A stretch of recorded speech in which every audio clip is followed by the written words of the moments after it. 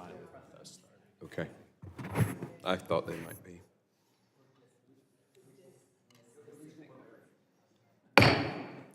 The Committee on Homeland Security will come to order.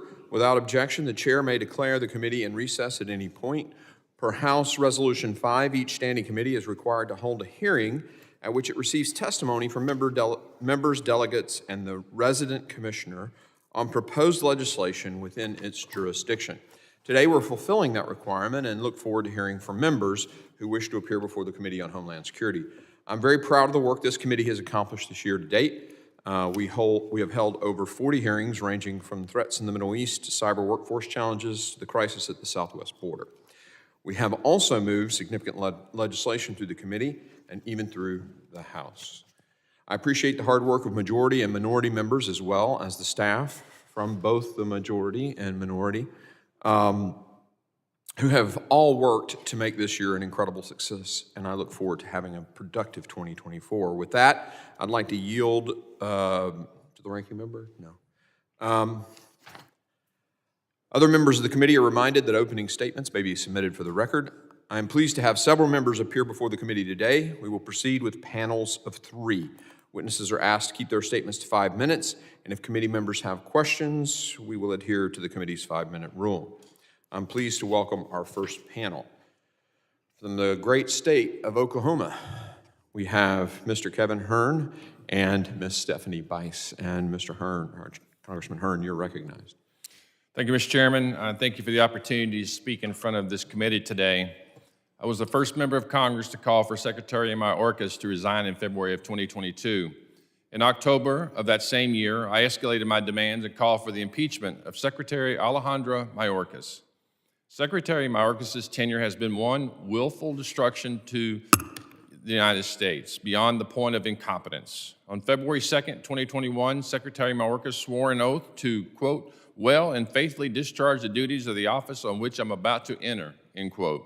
He has failed to uphold his oath, and he has failed to protect the American people. The United States is witnessing an invasion, and instead of fighting it, Secretary Mayorkas is using any means necessary, including violating the Immigration and Nationality Act, to welcome it. Under Secretary Mayorkas, the United States has suffered record levels of illegal immigration, spikes in fentanyl trafficking and fentanyl-related deaths, and a tenfold increase in encounters with illegal aliens on terrorist screening databases. This has resulted in record cartel profits, countless criminal aliens being ferried into cities across the country, increased migrant deaths, and a demoralized border patrol. If Biden is not going to do his constitutional duty and make sure he has the right cabinet members, then it falls upon Congress to do their job. Secretary Mayorkas has failed the American people. Keeping him in this role will continue to put Americans in danger. There is not enough time in the world to list all the Mayorkas' failures, but I can highlight a few that warrant immediate impeachment proceedings. Secretary Mayorkas has consistently ignored rules and laws enacted by Congress, failing on his duty to faithfully execute the law.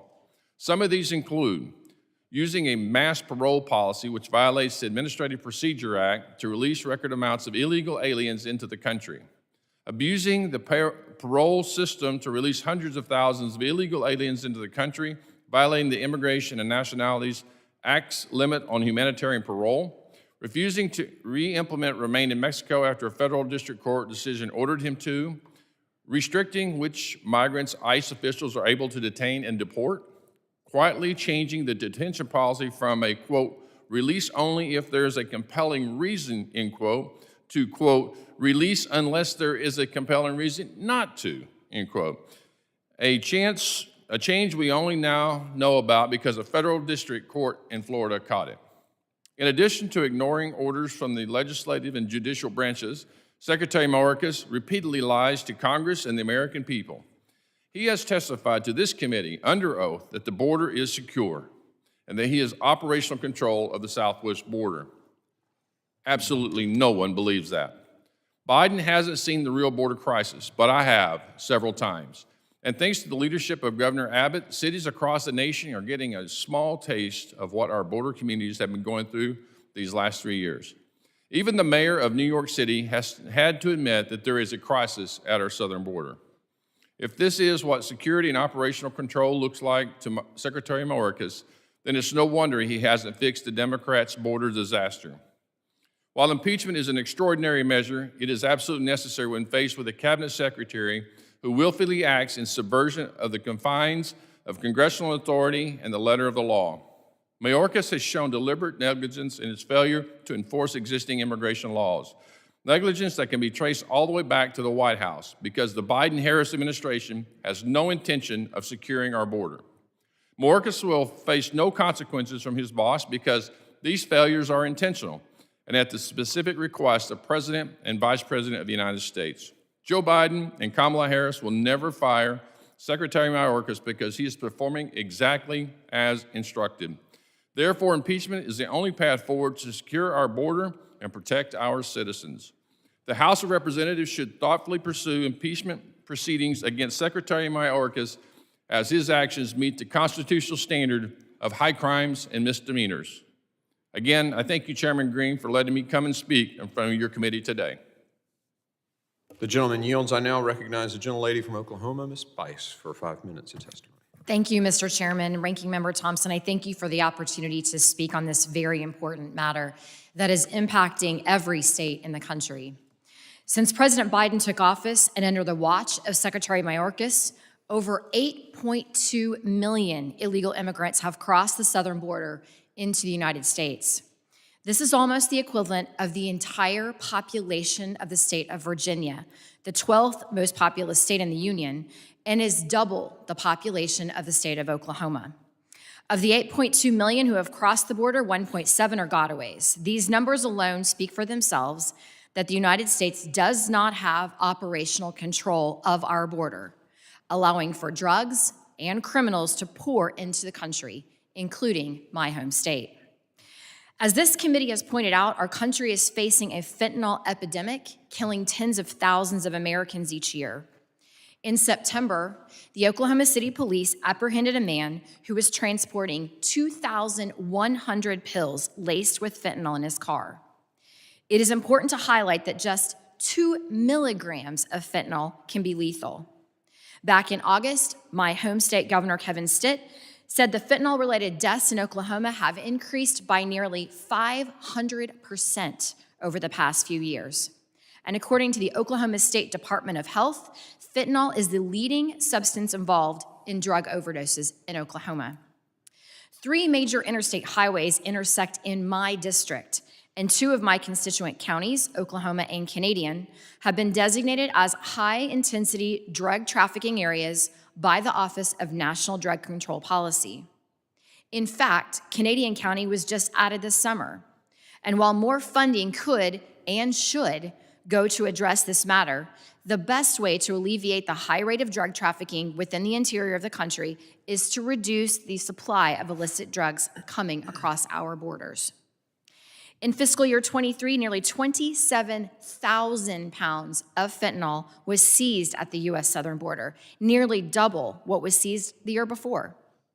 The record seizures at the border indicate increased efforts by the cartels to traffic their product to the United States.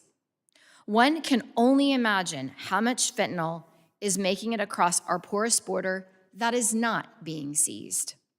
Meanwhile, Secretary Mayorkas does nothing to address the issue, which is costing countless American lives. I have spoken with a number of law enforcement agencies in my state regarding the impact of Secretary Mayorkas' border policies in the 5th Congressional District. Sheriff Tommy Johnson of Oklahoma County recently shared with me that his deputies apprehended an illegal immigrant just last month who was acting as a mule for the cartels in the community. The mule was carrying $200,000 worth of cocaine marked by the cartel by the back wheel of his car. The individual had markings on the drugs that indicated he was with a notably violent foreign drug cartel. The mule had also an icon in his car of the Santa Manure, which is used by the cartels to protect them from American law enforcement who they believe to be evil. The presence of such nefarious criminal organizations has grown under Secretary Mayorkas' watch. It is clear that the Biden administration's lack of border enforcement is not only emboldening the cartels, but not deterring them.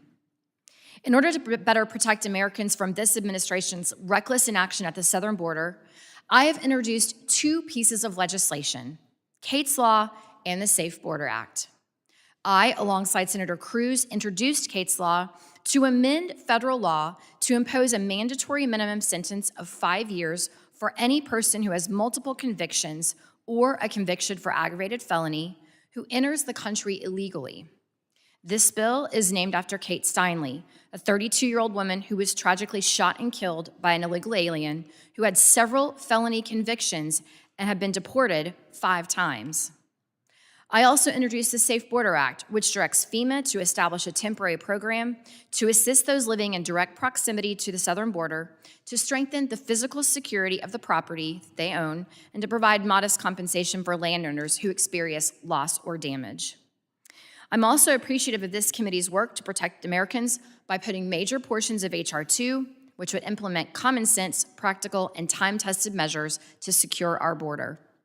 Mr. Chairman, it is the foremost duty of government to protect its citizens against the harm to one's life, liberty, and property. And when applying this standard to our nation's borders, this administration is failing. Thank you for the time. And lastly, I would like to note, in the 109th Congress, the United States Senate voted on the passage of H.R. 6061, the Secure Fence Act of 2006, a bill to establish operational control over the international land and maritime borders. And notable individual senators voting yes included President Joe Biden, former President Barack Obama, and current leader of the Senate, Chuck Schumer. And with that, I yield. The gentlelady yields. I now recognize the gentleman from New Mexico, Mr. Vasquez. Thank you, Chairman Green, for holding this hearing and for the opportunity to discuss one of my top policy priorities.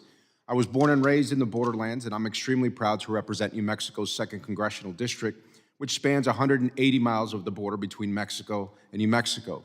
I'm one of the few members of Congress that has actually traveled across the border on horseback, on ATV, with Border Patrol, with CBP agents, hunting and backcountry camping all across the vast district in New Mexico. I've spent my life on both sides of the border, and I've served as the co-chair of the Southwest Border Security Task Force, which has worked in partnership with local and federal law enforcement. Something that we all, both Democrats and Republicans, have noted as a national crisis is the increasing presence of fentanyl, and this crisis is felt nowhere more than in my community. In 2021 alone, over 100,000 people in the United States died due to drug overdoses, according to the National Institutes on Drug Abuse, with a staggering 2/3 of those deaths coming from synthetic opioids like fentanyl. Land ports of entry, like Santa Teresa and Columbus in my district, play integral roles in screening cargo and passenger traffic entering the United States. We've seen that a majority of the illicit drugs that are caught coming into this country are found by authorities at our ports of entry. However, it's estimated that we're only catching 5 to 10% of those drugs. Congress must come together to deliver solutions. That's why I've introduced the bipartisan Joint Task Force to Combat Opioid Trafficking Act. This is a common-sense, bipartisan bill that would empower state, local, federal, and private sector partners to come together to address illicit opioid smuggling. This is a bill that is endorsed by the Fraternal Order of Police. My bill would authorize DHS to create a task force charged with improving security at the border and new technologies to detect illicit narcotics and opioids. We simply cannot afford to not use all of the tools available to us as tens of thousands of Americans continue to die every year because of these deadly substances. Last year, Congress extended the authority for DHS to establish joint task forces, recognizing the important role that they play bringing together resources, intelligence, and operations across DHS, including the Coast Guard, Customs and Border Protection, and Immigrations and Customs Enforcement. But DHS has only used this authority to create one task force, and it is clear to me that the opioid crisis is worthy of dedicated resources and attention. By authorizing DHS to create this joint task force on opioid trafficking, my bill will help officials partner with private sector entities when necessary, along with federal, state, local, tribal, and international authorities to accomplish their mission. This joint task force will be able to improve DHS's ability to conduct investigations, oversee counter-narcotic operations, and most importantly, reduce the amount of illegal drugs smuggled into the United States. It's important to mention that the House previously passed such a joint task force with strong bipartisan support, but unfortunately the Senate failed to do their job and it never became law. We must finish the job now in the face of this unprecedented crisis. As a representative for New Mexico's 2nd District, my top priority is ensuring the safety of my constituents, and I know that the same is true for you as well, Chairman Green. The time to act on this crisis is now, and my legislation is a prime example of what a common sense, bipartisan solution looks like for an issue that is plaguing all of our districts. I'm proud to say that Representative Ciscomani, who will speak before you today, is also an original sponsor of this legislation. I urge this committee to move this bill, which will make our community safer, and I welcome the support of the distinguished members of this committee to hold a hearing and a markup for this bill as soon as possible. Thank you again for your time this morning, Chairman Green. I yield back the balance of my time. The gentleman yields, and we'll now load our next three witnesses. I have Mr. Burchett from Tennessee, Mr. Ciscomani from Arizona, and Mr. Ogles from Tennessee. And the next tranche will be Ms. Van Duyne from Texas, Pat Fallon from Texas, and Young Kim from California.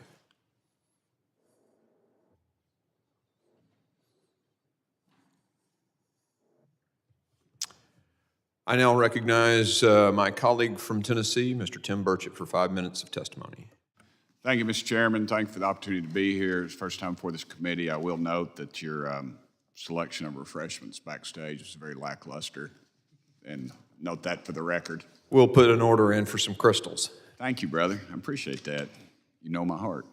And in all seriousness, Mr. Chairman, thank you for taking up this very important issue. You, as well as Representative Ogles and myself, all Tennesseans, we understand how this has hit Tennessee.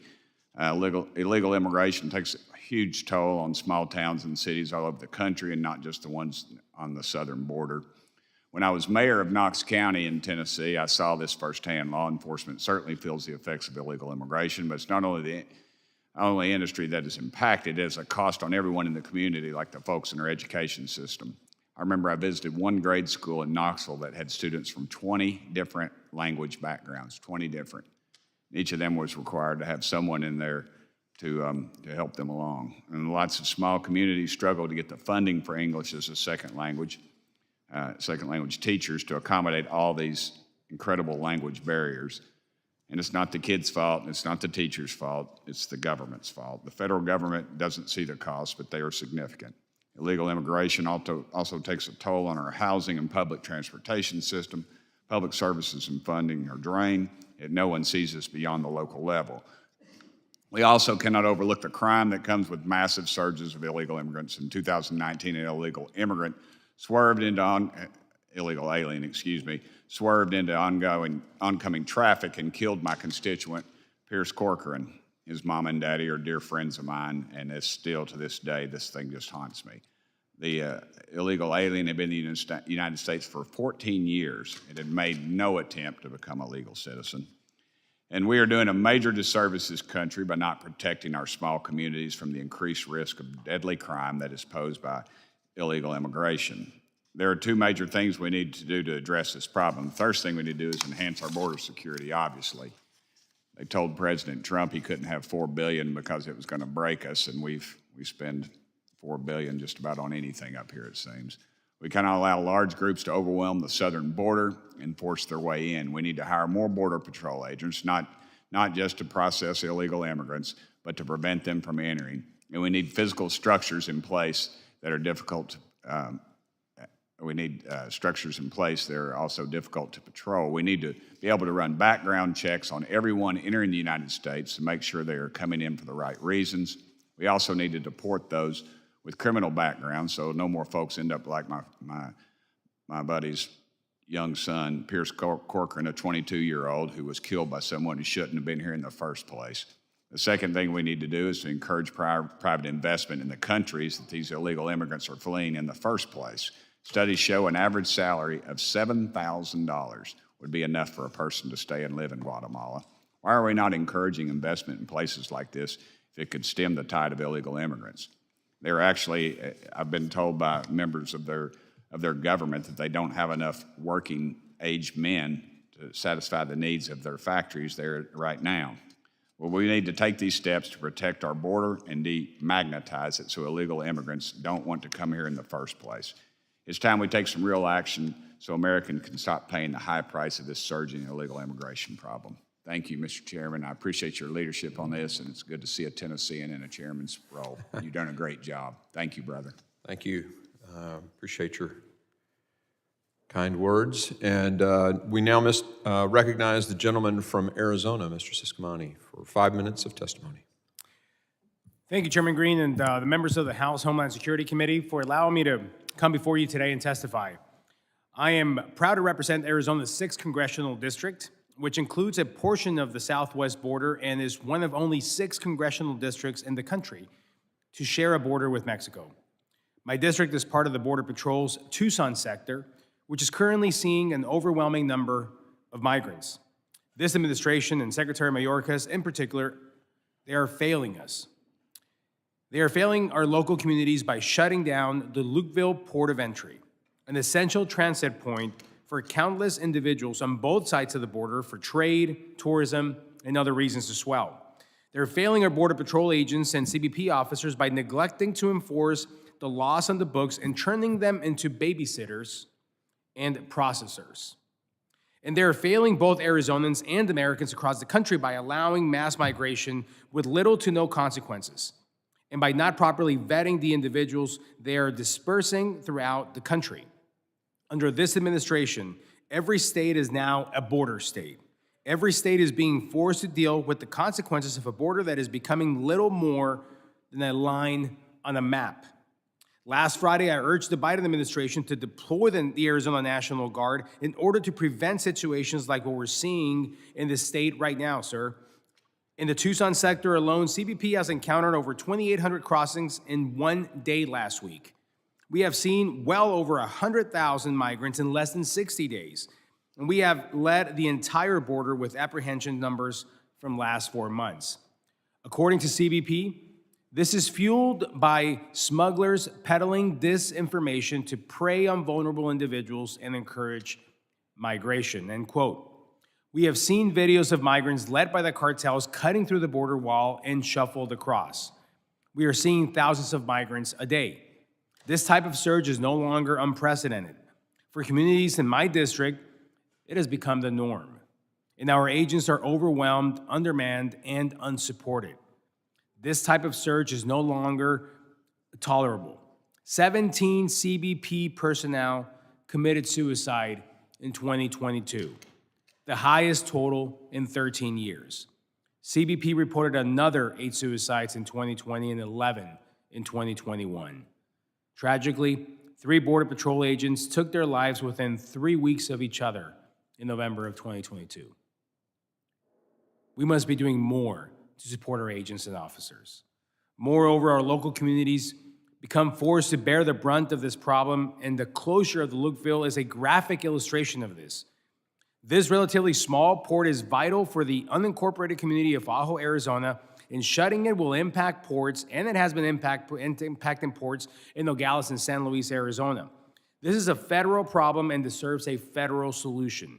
We need to enact serious policy changes, which have been seen to work in the past, such as MPP, asylum changes, holding migrants in federal custody, repatriating migrants, and signing agreements with Central American countries in order to curb the flow. Secretary Mayorkas changed many of these policies, and he needs to be held accountable.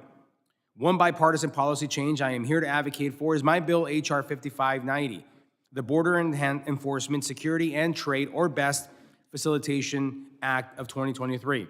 This bill will support border law enforcement by providing additional personnel to scan cargo for illegal drugs and guns or human smuggling. This bill creates positions within CBP that are called image adjudicators, who will review and assess scans of cargo images and either recommend entry to the primary inspection CBP officer or refer for further inspection any cargo they suspect may have illegal or illicit items.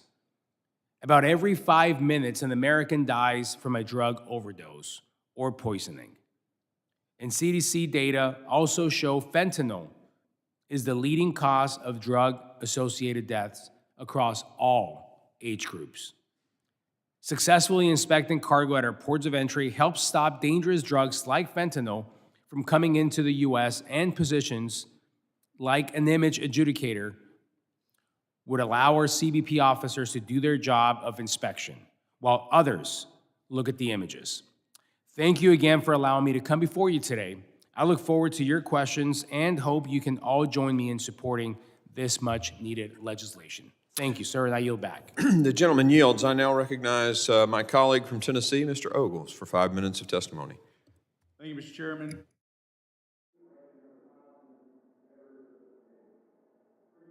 American people have witnessed record-breaking numbers of illegal alien apprehensions across the southern border, increased instances of human trafficking and sexual assault, and the continued unfettered flow of opioids, including fentanyl, into our communities.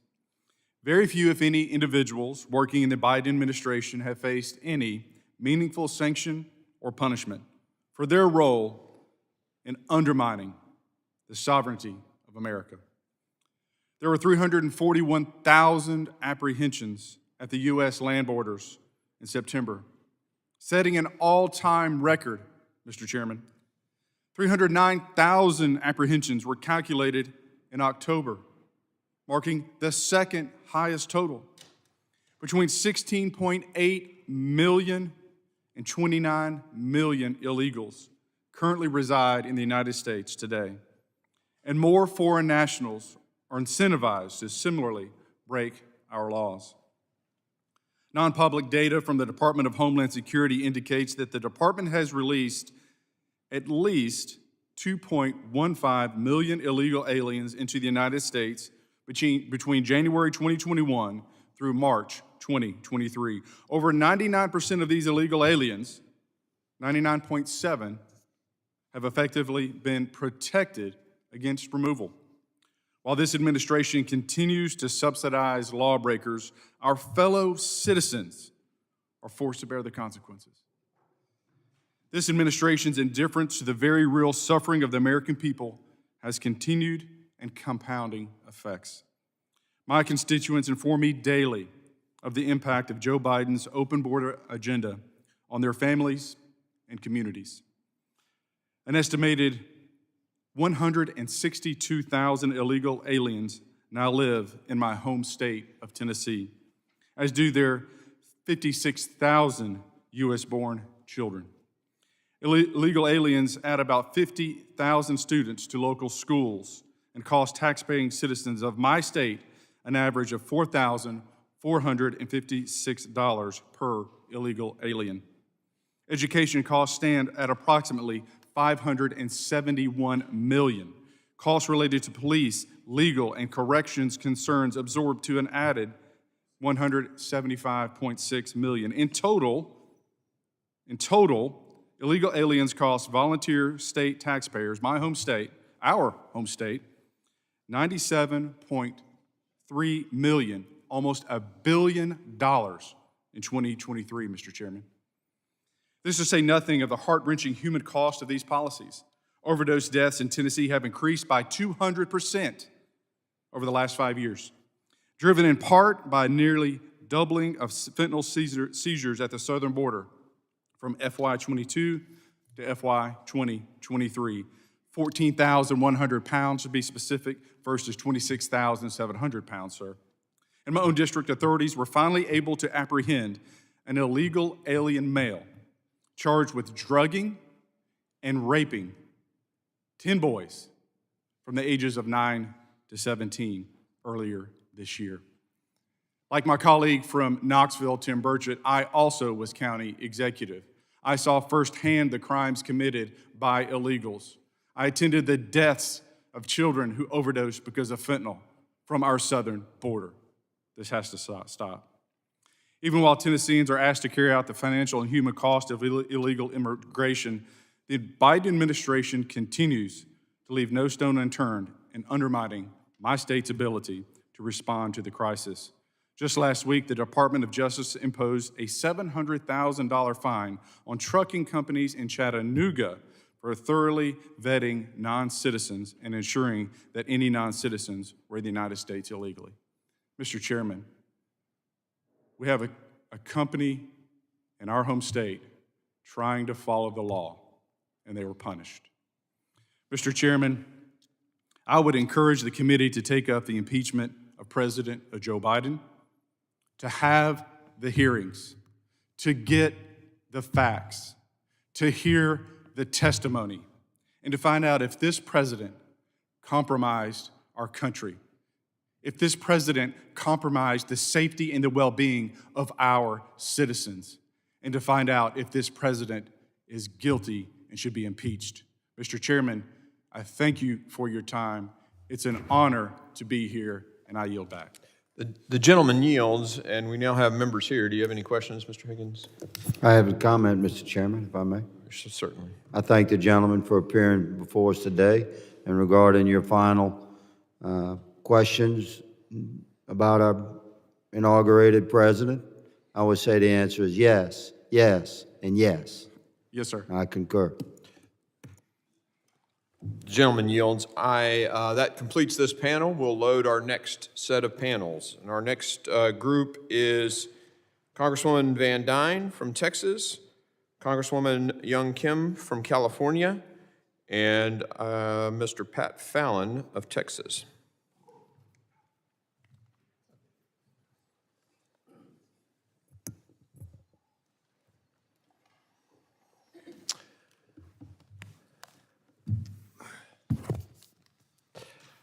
I now recognize the gentlelady from Texas, Mrs. Van Duyne. Thank you very much, Mr. Chairman. I'm here to draw attention to the ongoing border security. I think your mic, check to make sure you're on.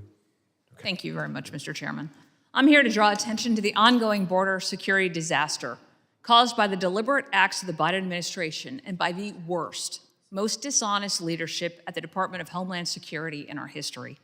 Make no mistake, the absolute humanitarian and security catastrophe that we're facing was created on purpose. This is exactly what this administration and Democrats in Congress want to see inflicted on our nation. The impact on my home state of Texas is profound. From the lives lost, property destroyed, taxpayer dollars spent to not only try to handle the security our federal government has surrendered to Mexican cartels, but also on housing, schooling, and healthcare for the vast illegal immigrant population. So far under the Biden administration, approximately 4 million illegal aliens have unlawfully crossed the Texas border, 1.9 million in 2023 alone, representing nearly half of those apprehended across the country. Additionally, Texas has had about 500,000 known gotaways detected by Border Patrol, representing nearly 60% of those apprehended nationwide. And as you are aware, those gotaways are the most dangerous. These illegal aliens are most likely violent criminals, gang members, and potential members of terrorist cells now operating in our country. To stop the vast tsunami of human trafficking, drug trafficking, and invasion of our country, Texas has had to spend over $5 billion to support local law enforcement operations to support and protect our people through Operation Lone Star, under which Texas has apprehended more than 400,000 illegal immigrants, arrested more than 33,000 criminals with more than 30,000 felony charges reported, and seized more than 426 million lethal doses of fentanyl. Our state shouldn't have to be responsible for this kind of massive national security operation, but while we dig in and fight back, Democrat-run virtue-signaling sanctuary cities protest because a few thousand illegal immigrants are brought to their doorsteps, even though they asked for that when they declared themselves sanctuary cities in the first place. Texas is a front line of Biden's border disaster. Not only are Mexican cartels in control of the southern border, but they're supported by the Biden administration, which focuses the Border Patrol and ICE not on apprehending and deporting people, but on processing illegal immigrants as quickly as possible and then moving them across the country with taxpayer-funded transportation. Put simply, Mayorkas' DHS operation has created transportation assistance for human trafficking and a massive new era of human slavery in America. Locally in 2023 alone, the Tarrant County Sheriff's Office made 115 human trafficking-related arrests and made outreach to the nearly 100 potential known and suspected victims they identified. In one case of human smuggling this year, 10 victims were identified, and the operation was tied back to a Mexican cartel.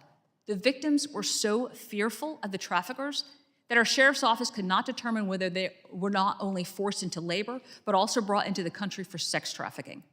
This is the cruel reality of the Biden administration's open border policies. Equally tragic, the vast amounts of drug-related smuggled into our state are destroying lives and families. More than 1,100 North Texans have died from fentanyl poisoning since Biden took office. Statewide, drug-related deaths involving fentanyl skyrocketed by 33% since 2019, now accounting for almost half of all drug-related deaths, killing an average of 5 Texans per day. It is a lie to say that fentanyl only comes through the ports of entry. That's just what DHS is catching. Far more is flooding Texas and the rest of our country through unsecure southern border. Earlier this year in the Carrollton Farmers Branch School District, fentanyl was laced with pills and sold in middle and high schools, sometimes by dealers as young as 14 years old. 9 teenagers died. 9 teenagers had an overdose, and 3 of whom died. When investigators caught and charged the main drug dealer, he ultimately pled guilty to selling more than 100,000 fake pills laced with fentanyl.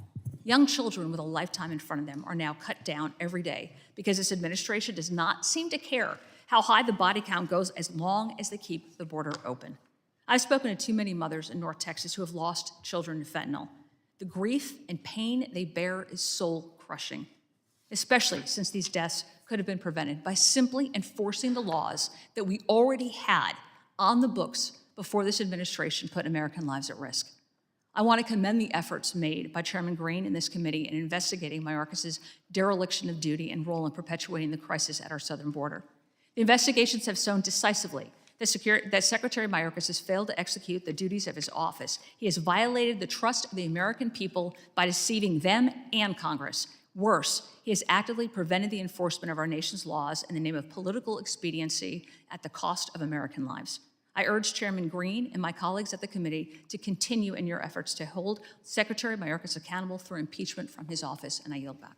The gentlelady yields. I now recognize the gentlelady from California, Ms. Young Kim, for 5 minutes of testimony. Thank you, Chairman Green. I want to thank you for convening this important Member Day hearing to learn about our priorities this Congress. Now, more than ever, it is very important that any border legislation that is considered has input from both sides of the aisle.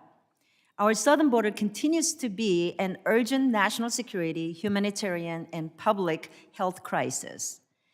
According to CBP, we saw over 240,000 illegal border crossings in October 2023 alone. And that is the 32nd straight month of over 150,000 illegal crossings. The border crisis has led to many unaccompanied migrant children being released to live with strangers who could exploit them. Additionally, there are reports that the federal government has lost contact with tens of thousands of migrant children. As a mother, as a grandmother, and now, it pains me to think that there are children in this country not enjoying the care, protection, and the love of their own parents.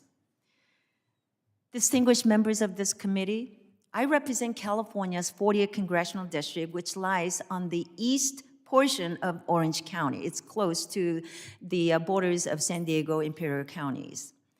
The southernmost city in my district is just about 90 miles away from US-Mexico border, and many of my constituents are being harmed by the drug trade propagated by cartel organizations. Our Orange County Sheriff Don Barnes estimates that from 2021 to 2022, the seizures of fentanyl had more than quadrupled to 450 pounds. And the Orange County Sheriff's Office also seized more than 405,000 pills suspected of containing fentanyl in 2022, and that's 25 times the amount seized in 2021. Chairman Green and ranking members and the members of this committee, earlier this year, I introduced H.R. 3508, the Comprehensive Southern Border Strategy Act. This is a bipartisan bill to create a southern border strategy to secure every mile of our border. And I thank Representative Michael Guest, Chris Pappas, and Marie Glusan-Perez for joining me in introducing this bill. And specifically, the legislation directs the Secretary of Homeland Security to enact a comprehensive overview of current security risks at southern border. review the department's technology and tools used to combat drug trafficking with a focus on fentanyl and related substances, and provide detailed accounts to assess operational control for each mile of the southern border and calculate a per-mile cost for protecting our border. Back in 2016, President Obama signed legislation into law to establish a comprehensive strategy for our northern border. So why can't we act to do the same with our southern border? I urge this committee to seriously consider my bipartisan legislation, H.R. 3508, for markup. While my bill is no silver bullet to solving the border crisis, the legislation will allow us to take an important strategic step to protect our southern border. And I look forward to working with you and the committee to get this bill signed into law. Thank you for this opportunity to speak before this committee, and I yield back the balance of my time. The gentlelady yields, and I now recognize the gentleman from Texas, Mr. Pat Fallon. Good morning, Chairman Green, and I want to thank you all and appreciate the opportunity to come and testify today. I think we should ask ourselves one very important question, basic question. Is the border secure? It's a binary choice. Is it yes or no? In a recent poll, 71% of Americans did not think the border was secure. I don't think this issue can be ignored any longer, unless, of course, your name is Alejandro Mayorkas, because he has testified on multiple occasions that he believes the border is secure. And in fact, in this very committee on September 22nd, 2021, he said, and I want to get this right by quoting him, that the border was, in relation to the southern border, no less secure than it was previously. That's an interesting statement. But is it true? So we have data, and it proves that to be patently false. Since Joe Biden took office, there have been more than 8 million illegal border crossings in his first 34 months in office. Compare that to the Obama administration, that was 1.36 million. Compare it to the Trump administration, it was 1.6 million. So it's 5 times worse than it was under the previous 2 administrations. Is that no less secure than it was previously? Let's look at terrorist watch list. Under President Trump, in his first 34 months, 11 people were apprehended that were on the terrorist watch list. Under Joe Biden, it was 280. A 2,500% increase. That, sir, is not no less secure than it was previously. How about fentanyl deaths? Fentanyl deaths and opioid deaths overall in 2018, we lost tragically 67,000 Americans. And in 2018, in 2022, that number was 107,000. So let's put that in some historical context here. During World War II, the largest conflict we were ever involved with, we took on Imperial Japan and Nazi Germany synchronously. We lost 302 Americans every single day.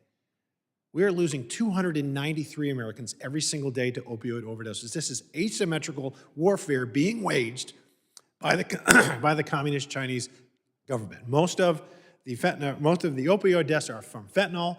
Almost all the fentanyl precursors are manufactured and made in China and then ferried through Mexico. So fentanyl deaths in 2018 were 31,000. In 2022, they were 73,000. That's a 235% increase. How about Chinese nationals crossing our southern border? In FY 2021, in FY 2019, there were 323 Chinese nationals across the southern border. Last fiscal year, it was 24,048. That is a 7,445% increase.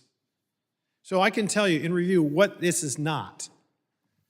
When you have total encounters going from 1.6 million to 8 million, a 500% increase, you have terrorist watch list apprehensions go from 11 to 280, a 2,500% increase. You have fentanyl deaths going from 31,000 to 73,000, a 235% increase. And you have Chinese nationals being apprehended, 323 to 24,048, a 7,445% increase. That is not no less secure than it was previously. 160 countries represented by folks crossing the border illegally, 107,000 dead Americans, and the Mexican drug cartel's profits are a record high at about, estimates say about $38 billion. So what we have seen Alejandro Mayorkas preside over are open borders, mass catch and release, legally dubious parole programs, and undermining his own Border Patrol agents by severely limiting their ability to enforce the laws and the policies that are already on the books, never mind lying about them. He has proved himself patently unfit to hold the position of Secretary of Homeland Security. Let's look at that, Homeland Security. This is our homeland, this is our soil. This is about protecting not only our livelihoods, but the lives of our families and our future. It is long since time for him to go, and I implore this committee that he be recommended for impeachment to the full chamber. Americans deserve a secure southern border, because if you're not safe, then you're not free. And under Alejandro Mayorkas, we're not safe and we're not free. He must be impeached. Thank you very much, and I yield back. The gentleman yields. We will now go to our next final panel. I want to thank the members that have come. Mr. Donalds from Florida, make a moment. Mr. Moylan from Guam, please come on up and take a seat.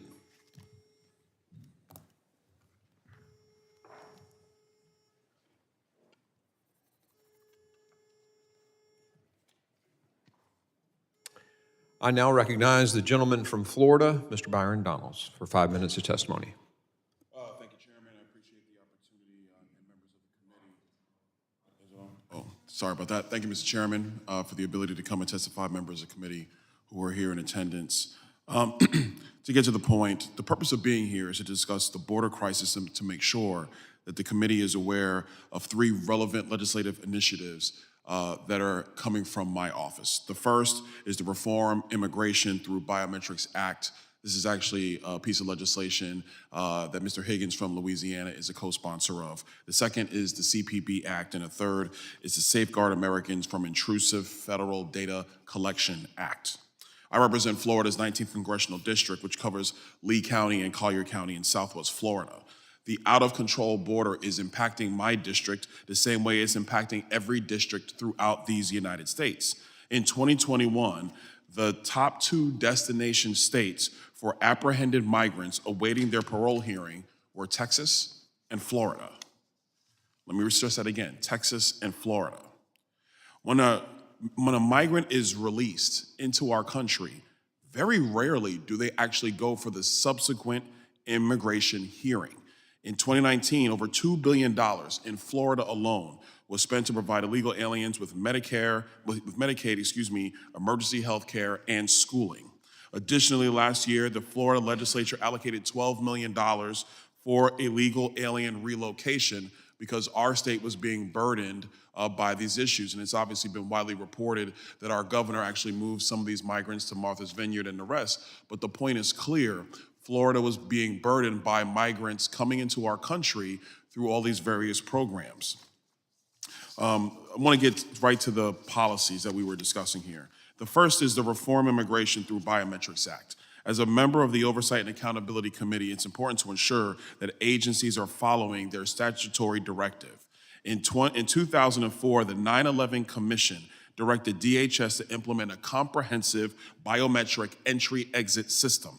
The directive was solidified into U.S. Code in 2006.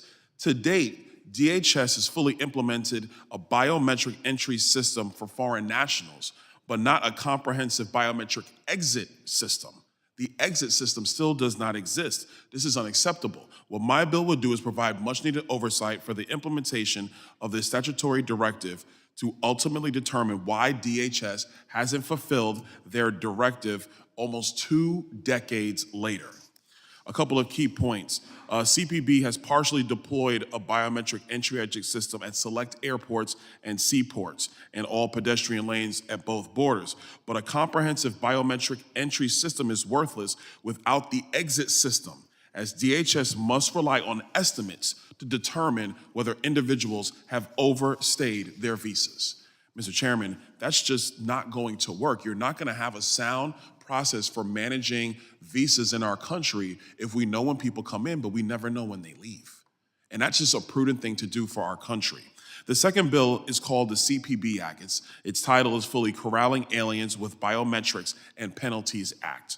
This bill will require all aliens participating in the Alternatives to Direction program to simply check in with their DHS secretary.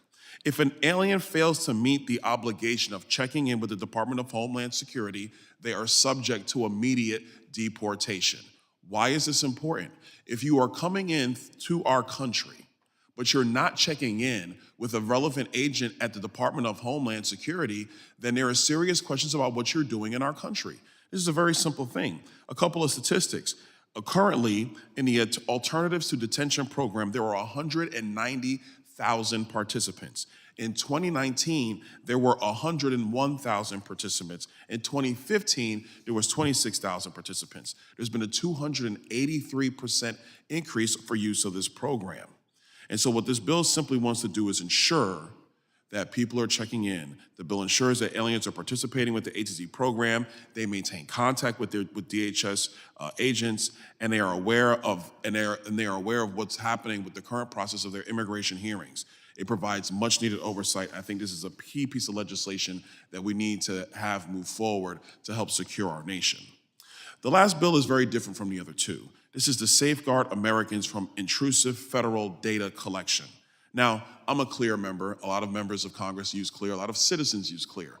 CLEAR is a program that takes your biometric data and then it makes it easier for you to move through airport screening, so you don't have to go in the long line. If you're TSA pre-check, that's a different data set, but CLEAR allows you to use biometrics.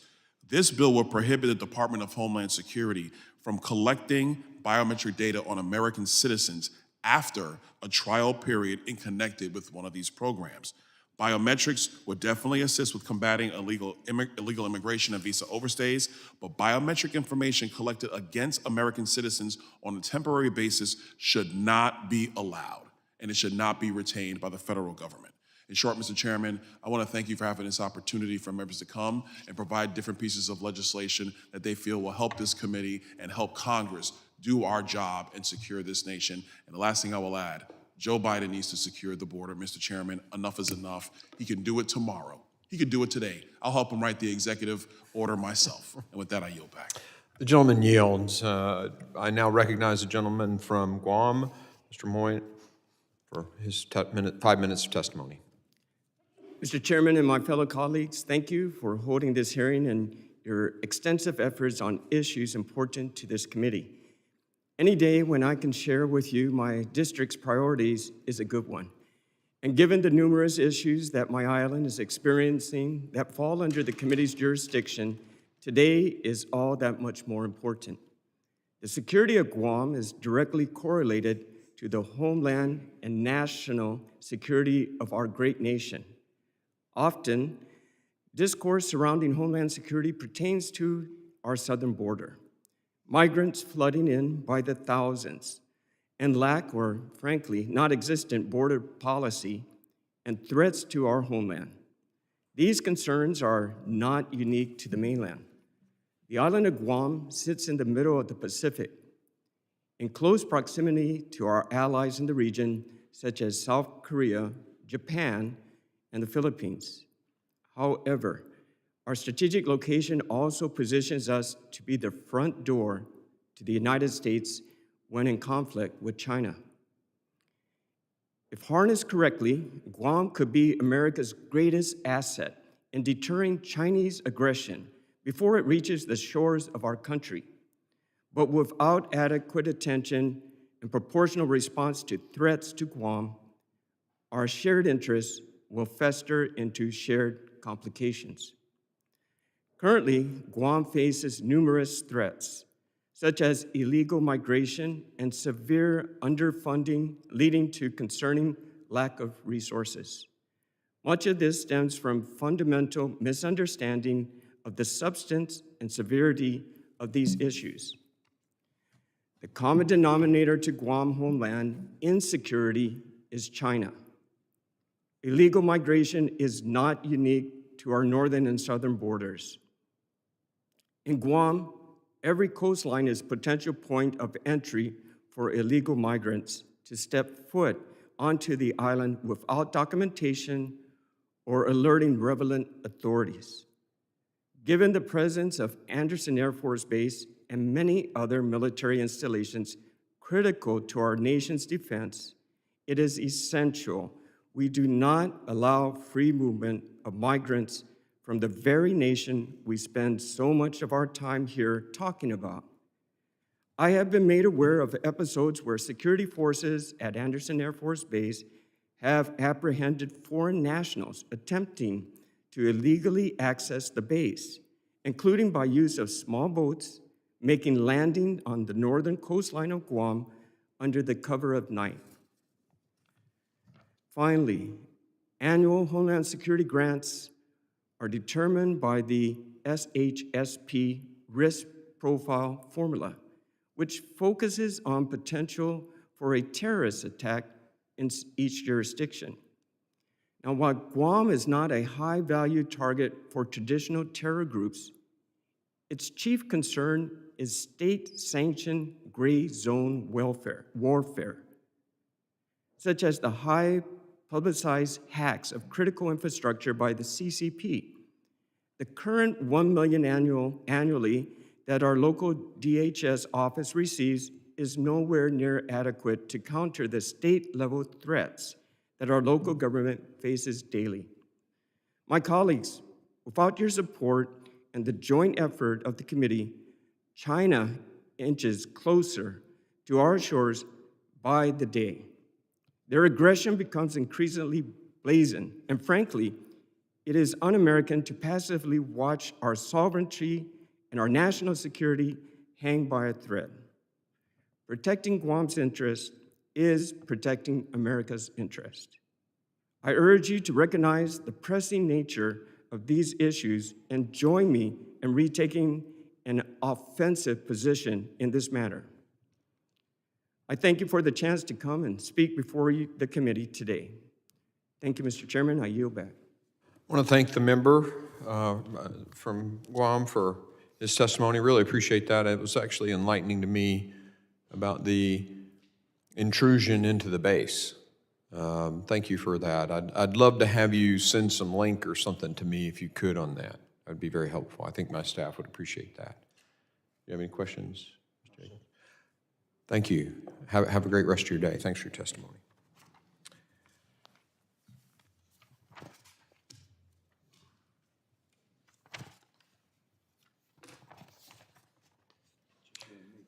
Yes, just me and you. Any comments? I thank the witnesses for their valuable testimony and members for their questions. Members not able to present today are permitted to submit written testimony for the record. Pursuant to Committee Rule 7D, the hearing record will be held open for 10 days for such testimony. Without objection, the committee stands adjourned.